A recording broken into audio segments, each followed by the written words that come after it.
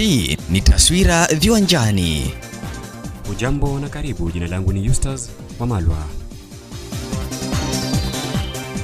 Mabingwa watetezi Ferdinand Omanyala na Wycliffe Kinyamal ni miongoni mwa wanariadha 52 waliochaguliwa kuiwakilisha Kenya katika makala 23 ya michezo ya Jumuiya ya Madola kuanzia tarehe 23 mwezi ujao. Omanyala atakuwa akitetea taji la mita 100 huku Kinyamal akilenga kuhifadhi lile la mita 800 waliotoa katika makala ya mwaka 2022 mjini Birmingham, Uingereza.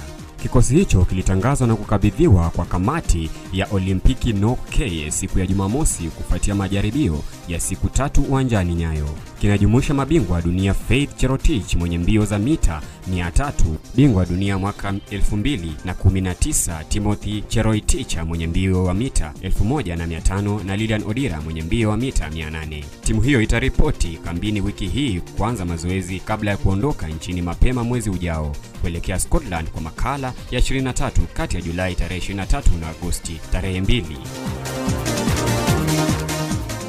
Shirikisho la soka ulimwenguni FIFA limeondoa matumizi ya idadi ya mabao kama kigezo cha kutenganisha zinapotoshana kwa pointi. Kulingana na FIFA, mfumo huo mpya wa head to head unatoa fursa sawa kwa timu zote za kundi moja. Ni mara ya kwanza kwa FIFA kutumia mfumo wa head to head ambao hauzingatii idadi ya mabao ambayo timu imefungwa. Mfumo huo ulitumika kwa mara ya kwanza katika fainali za Kombe la Dunia baina ya klabu mwaka uliopita nchini Marekani.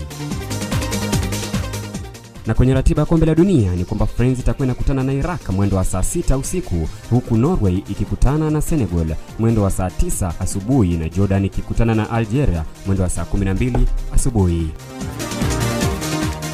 Kwa upande wa tetezi za uhamisho ni kwamba ofa kutoka Saudi Arabia kwa winga wa Barcelona wa Brazil Rafinha mwenye umri wa miaka 29 huenda ikaongeza matumaini ya mshambuliaji wa Uingereza Marcus Rashford kujiunga na klabu hiyo ya La Liga kutoka Manchester United.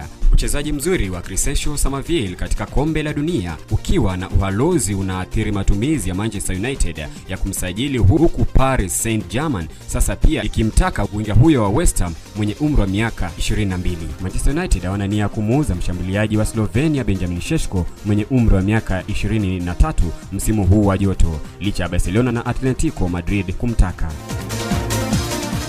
Kufikia hapo natamatisha Taswira Viwanjani. Jina langu ni Eustace Wamalwa.